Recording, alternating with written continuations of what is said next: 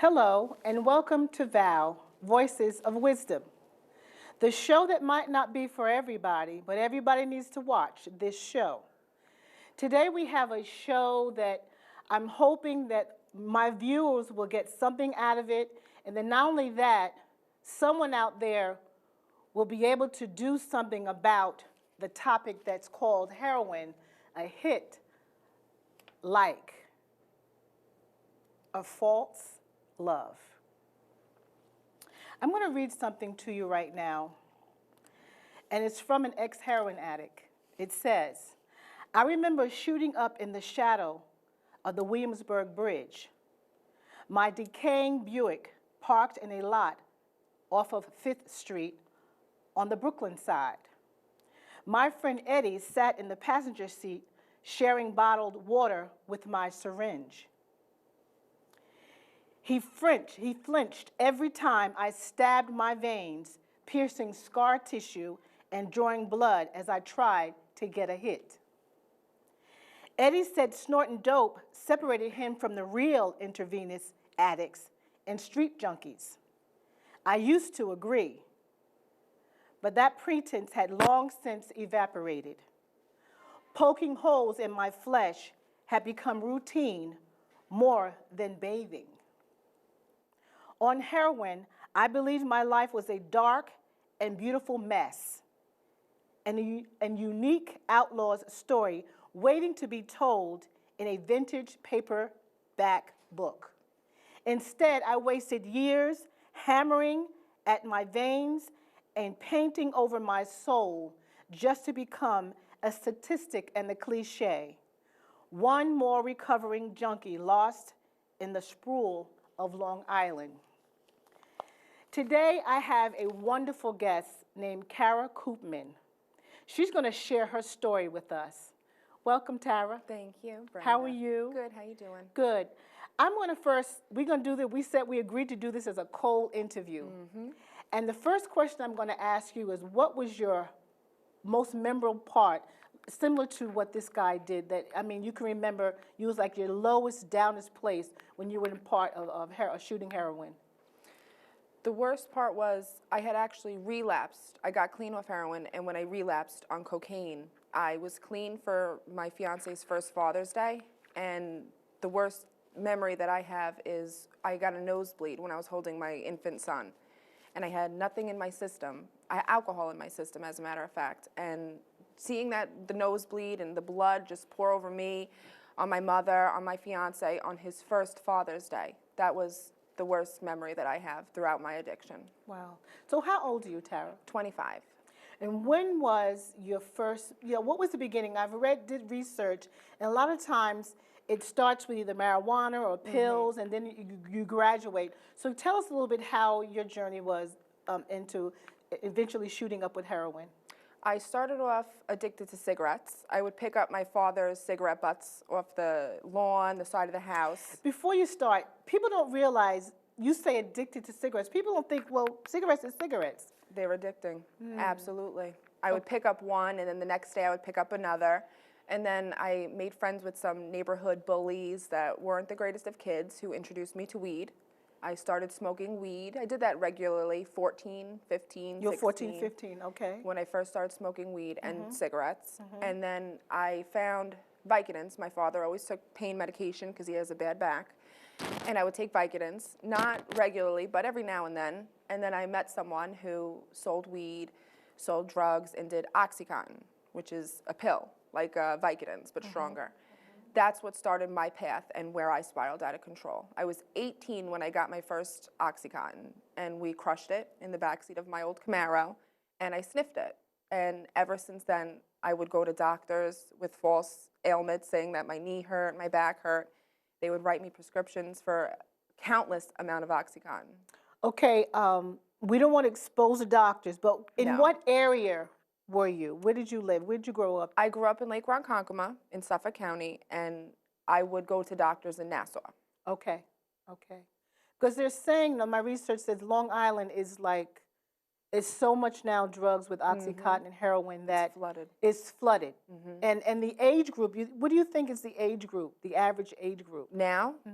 I would say between 15 and 21. Really? 15 and 21. That's what I've seen throughout my addiction. When I started with the pills and then I moved to heroin because the pills weren't enough, we were all 18, 17, some of us in our 20s, but now it's starting younger in the high schools, in the junior high schools now. So, from your experience when you were in high school, was that being distributed in high school, or was after school or on the weekends that you got the drugs? When I was in high school, it really wasn't in the schools. We would go high and smoke before school or after school, but I never really saw the transition done in school. I'm sure it was more now than it was back then, though.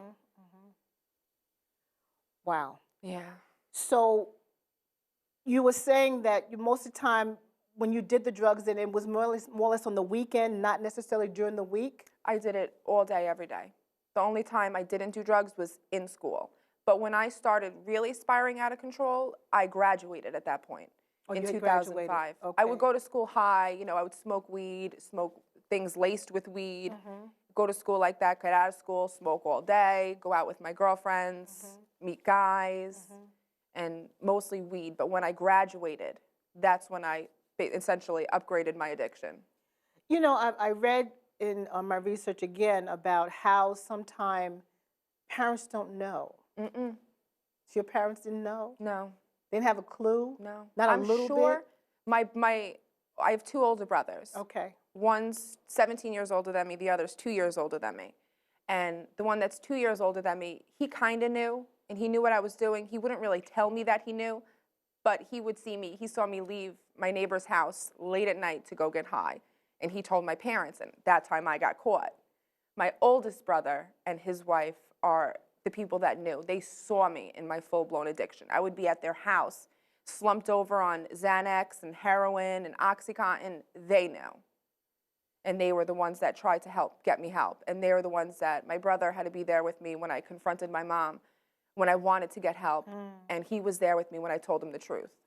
What was your first time actually injecting heroin?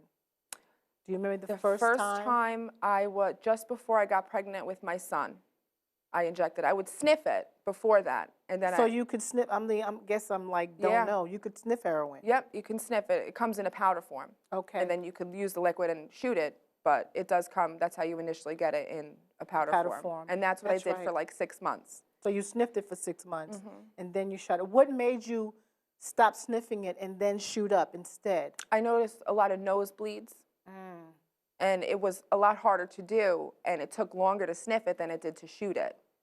I couldn't get away with it. Oh, I got you. I got you. So shooting it was just more convenient.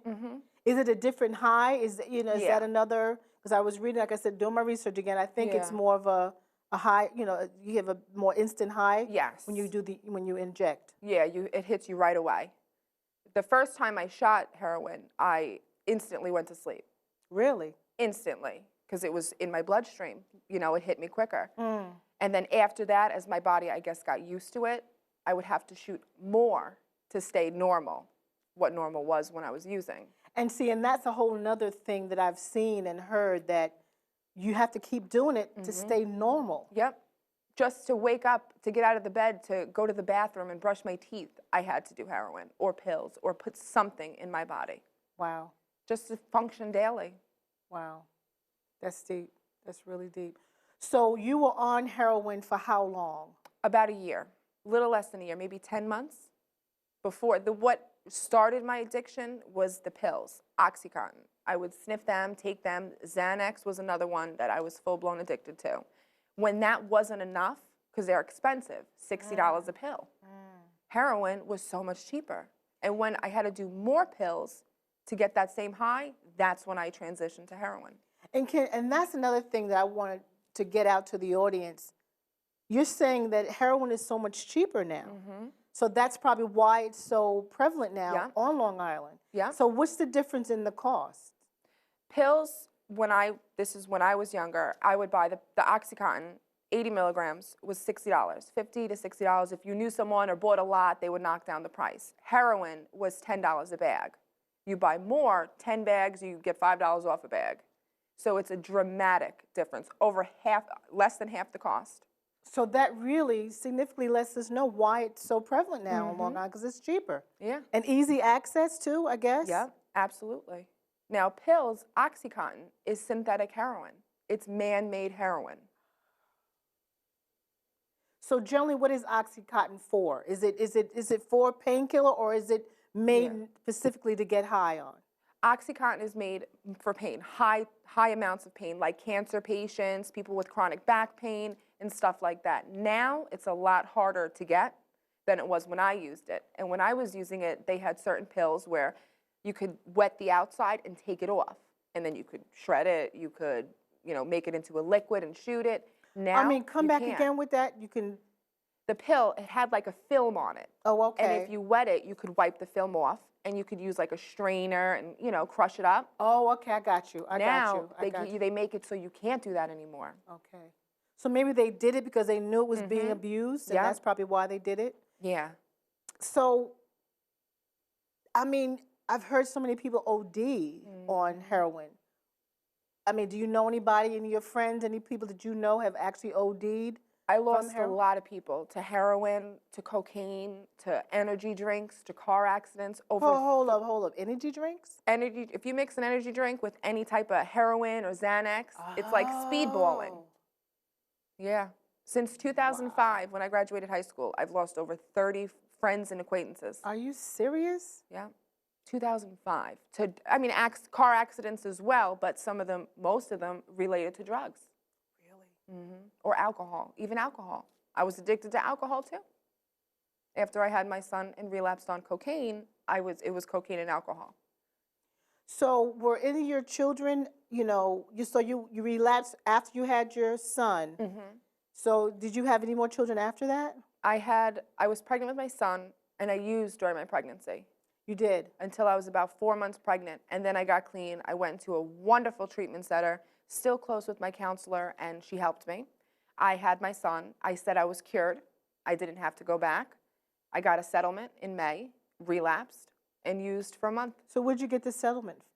Accident I was in 5th grade with a firework company. Oh, okay.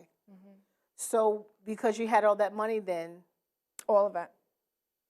All of it went to cocaine and alcohol and partying. Would you mind telling us how much it was? Almost $20,000. And it was gone in how Gone. In how I much got time? it middle of May. It was gone by June 6th, my clean date. Are you serious? Gone. Wow. Nothing to show for it. And I had an infant at that point. So I used when he was born March 31st. I was clean for about a month. And then when I got my settlement, I went right back out there.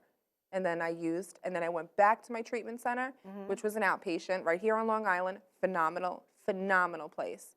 Would you mind telling us, just for the audience sake, Sure. What's the name of the place? Bellport Outreach, right Okay. there in Bellport. In Bellport, cool. Okay. Phenomenal place. Excellent. And I got clean.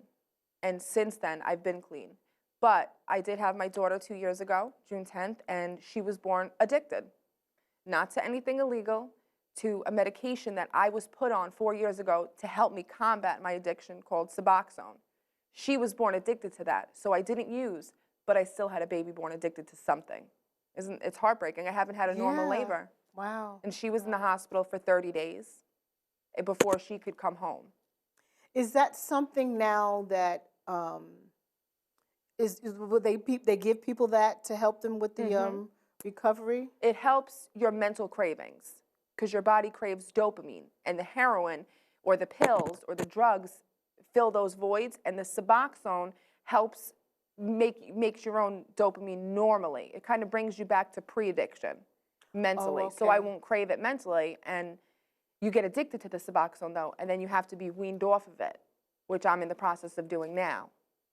And then JJ, my daughter, was born addicted to the Suboxone, so they had to put her on morphine to slowly get her off of the Suboxone. Horrible experience. Okay, I'm going to go there because we said we can do this. Absolutely. Looking back, would you think it'd been better for you to try to do it just straight up, try to do it without having the drug, or was something that you needed to have in order to get through the weaning off of the heroin? It's two ways. I wish I could have had her not be addicted to Suboxone and had a normal delivery, but if I would have stopped it, I could have had a miscarriage. Oh. Yeah. Wasn't thinking about that. They could have put me on another drug called methadone, but the withdrawals for a child, an infant born addicted to methadone, is 10 times worse than with the Suboxone. So I'm getting educated here. Like I said, we're doing a cold interview here. So you're saying that without getting put on those drugs, you might have been able, you might have miscarried? Why? If I was on the Suboxone and then stopped when I found out I was pregnant, then I could have had a miscarriage because I would have went into withdrawals. If I stop the drug cold turkey, then I go, because it stops, essentially you start it when you're in withdrawals of heroin or any opiate, and it stops your withdrawals. If I stop the medication, those withdrawals pick up right back to where they were, full force. That's why they wean you off of it. So just give us a scenario what it is to be with, go through withdrawal. Horrible. The flu times a million. When I was going through my withdrawals, I wanted to die, and I did it by myself, no detox, pregnant. Wow. And I wanted to die. I laid in a tub for over 38 hours straight. Really? Throwing up, crapping on myself, peeing on myself, didn't want to deal with nothing. The stomach cramping, it feels like someone's stabbing you. Really? Constant vomiting, constant diarrhea, horrible body aches, fever, shaking. Horrible, horrible, horrible. The flu intensified. Wow, so you said like 38 hours? Was that the process? That's the initial. That's the initial. Then what happens after that? Same stuff. The stomach spasms last. That's after that, the really bad physical withdrawals, which last about a week, 3 to 7 days. Some people are lighter, some people are more. But I always had the body aches for at least 3 weeks after I was withdrawing. And then after I had Kai, my oldest son, I wasn't on Suboxone. After I relapsed after him, that's when I went on it, when I was withdrawing from cocaine and alcohol and pills. I took pills, but not cocaine and alcohol was my main choice at that point. Wow. When I was looking in, I've seen stories on TV, and like I said in my research again, some people do drugs because they are depressed or they're doing drugs for whatever reason. Is it a reason why you started, or was it just socially, just to hang out, just to be part of the clique? What was your reason, you feel? I started starting. Initially, I started when I was 14, 15, smoking weed. I was very bullied in school, in elementary school from 4th grade to maybe 8th grade. I was always picked on, very depressed, and I didn't have a lot of friends. I went to, I was in dance class, so I had friends there, but in school, I had a lot of problems. Once I hit 9th grade, I started coming into myself and lost a lot of weight, and I was feeling comfortable. And once I started to look pretty, I felt pretty. That's when, the boys want to hang out, and that's when I got involved with a bad crowd. And then I kind of spiraled out of control after that. I was always seeking attention because I never got it in school when I was younger, and I would go to the boys, all different types, all the time, and then the drugs, because I needed attention. I needed something. I was looking for something, and I thought drugs and the fast life was it. And and I think, even for the young people who I'm hoping would watch this too, because these shows are shown on YouTube as well, is that seems to be common, trying to fit in, trying to feel good, and not feeling good about yourself. What would you say to a young lady, if you're at that place? Is there something encouraging you could say to a young lady if you're feeling like that and opposing going that route? Is another route that maybe can be taken? I would tell her, you can't feel comfortable with anybody else until you're comfortable in yourself. You can't take care of anybody else around you or look for them to take care of you until you can take care of yourself. Because regardless, even with my children, if I'm not okay, they're not okay. So you do whatever it is you have to do. You talk to doctors, you talk to your mother, social workers to get right in yourself. Without that, you have nothing. And drugs will not answer that call. Never. Awesome, awesome. I was, in my research too, I found this article when it talked about a big bust that they did in 2000 and, I think it was 2008. No, it was actually, this was published March 13, 2012. And it says 20 charged in U.S. says heroin ring is broken up. They broke up a heroin ring in March of 2012.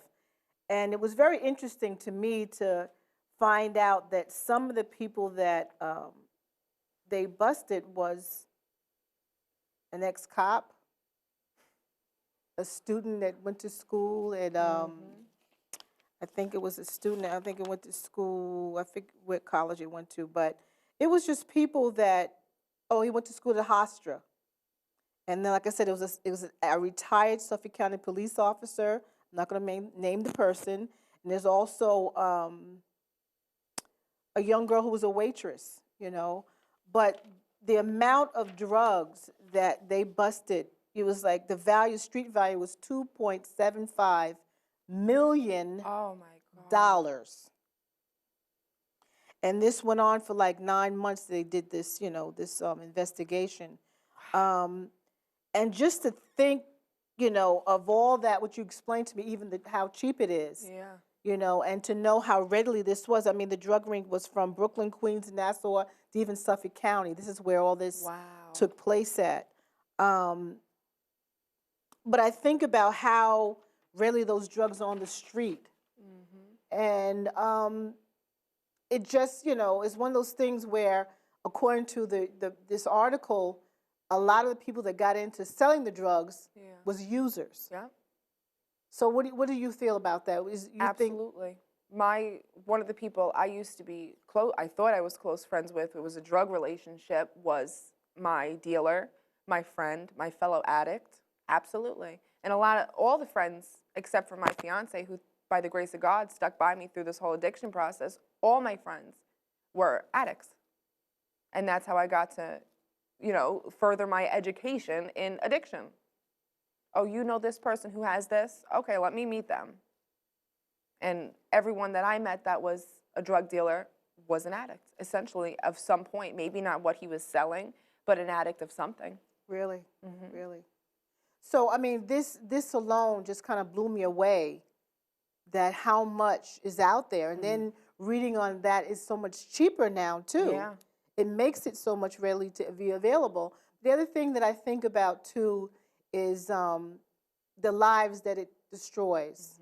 And those are an ex-cop, a student. You would never think, that's me. No one ever thought. I got my associate's and my bachelor's degree during my addiction. Really? You would have looked at me, passed me on the street, and not given me a passing glance throughout my addiction. No, not once, unless you saw me, hi. Which I went to school, I was fine. One time I went to school, I fell asleep, and they knew something was up. But luckily for me, my counselor at my treatment center, her husband was my professor in college, so he knew right away. But I was bachelor's, got my associates, did all that during my addiction. That's kind of scary, Tara. Because, you know, I'm a little older than you, and I remember my memory of seeing, you know, someone have shooting up, they're hunched over, they're like out of it, you know, they're completely out of it. So you almost like you can identify, you know, you just pass them on the street and you just know, okay, he's shooting up heroin, he's an addict. Yeah. But to say that you can't tell, because another article I read too in my research was this young lady no one ever knew, and she OD'd. Yeah. But it's kind of scary. Yeah. You know, because as a parent, I would think as a parent, my kids are older and stuff, but as a parent, you know, you can get educated by trying to say, well, okay, you look for this sign, look for that sign. I mean, how would you know? It's hard, especially with heroin and opiates. It's hard to tell. My key that my brother and my sister-in-law knew was my behavior, my demeanor. That's what changed. So that changed? How so? I wasn't around as much for my nephews, whereas I was there every night, sleeping over, helping out. I didn't ask questions. I wasn't really family-oriented where I normally am. I didn't want to go to Splish Splash in the summer with my nephews one time because I wanted to get my drugs. I was distancing myself. That's what I was doing. You pull away. Shut the door when you're in your room. Don't bother me. Leave me alone, Ma. Get out of here. That type of attitude. That's when you know something's up. So that's good. Those are some signs then so a parent could know. Because I think that's probably what I'm trying to say. Give some sort of parent some sort of way to find out. If you normally can't tell, you have to be able to try to figure out something, you know. So those are some signs. The attitude change. Attitude, the behavior, distancing. yep. Not wanting to do things that they normally wanted to do. Asking for money or not coming home when they normally would, not being interested in normal school activities or recreational activities. Those are my key signs. Okay, I'm going to ask you another hard question maybe. Do you feel that your parents didn't pay attention enough, or it's just you were just good? I mean, I was good, but not that good. There was some signs when I would lock myself in the bathroom, or I'd be out till 12 at night, 1 in the morning. There was definitely signs I think they could have picked up on, but as a parent, you don't want to believe that. Absolutely. And that's You the don't point wanna I do want that. you to say that. You know, and I can't, my parents, not at fault at all. And even if they told me no, I would have done it anyway. But if that was me and that was my children, I wouldn't want to believe that. And it takes a certain person to be like, wake up, you got this choice or this choice. Absolutely. And as an addict, you have to be given an ultimatum.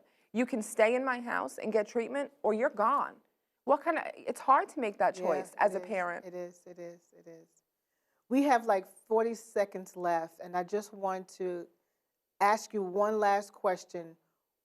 You have to make that decision to stop. Is that what it comes down Absolutely. to? You can't force anybody to do anything they don't want to do. And everybody's rock bottom is different. Absolutely. And you've been clean? 4 years. June 6th was 4 years this past June. Awesome. You know, I'm hoping whoever sees this will get some information. And Tara, thank you so much for being so open and honest. And any other, besides the Bellport, would you suggest any other really good places? NA. Go to NA. If you got the urge you want to use, you are using, go to NA. There's people, places, and things. Those people will help you. Thank you so much, Tara. Thank you. This has been Val, Voices of Wisdom. You have a wonderful day.